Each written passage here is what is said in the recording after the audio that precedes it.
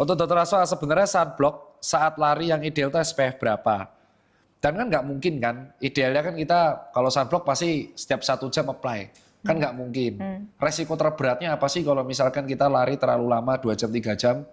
Dan akhirnya kalau udah muncul resiko itu apa yang harus kita lakuin? Nah, 3 tuh.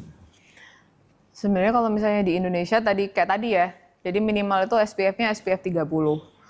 Nah, jadi kalau misalnya di buku Fitzpatrick itu dia menyebutkan gitu. Jadi antara SPF 30 sama si SPF 50 itu bedanya nggak begitu signifikan sebenarnya. Jadi kayak misalnya 95 sama 97% daya cover untuk menangkal sinar UV-nya gitu. Jadi yang paling penting adalah memang kita melakukan pengulangan gitu tiap 2 jam.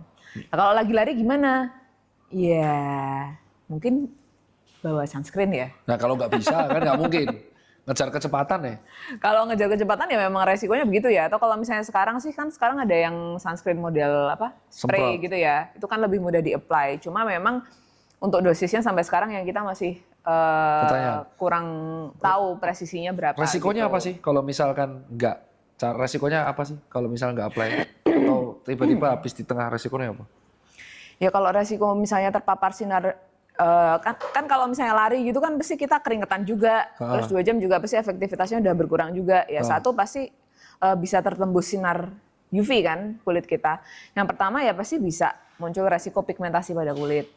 Ya kan. 2 kalau misalnya sering kena matahari juga pasti efek agingnya ke kulit juga kena dong gitu. Jadi kulitnya resiko aging, kendur dan segala macam juga pasti bisa muncul. Terus yang ketiga kalau misalnya terpaparnya lama banget dan dia memang ada faktor genetik mungkin bisa memicu kanker kulit juga. Ya kan gitu. Atau kalau misalnya kulitnya tiba-tiba orang yang putih banget gitu ya, bukan yang kayak kita sih, kalau yang kayak kita mungkin jarang itu bisa terjadi sunburn.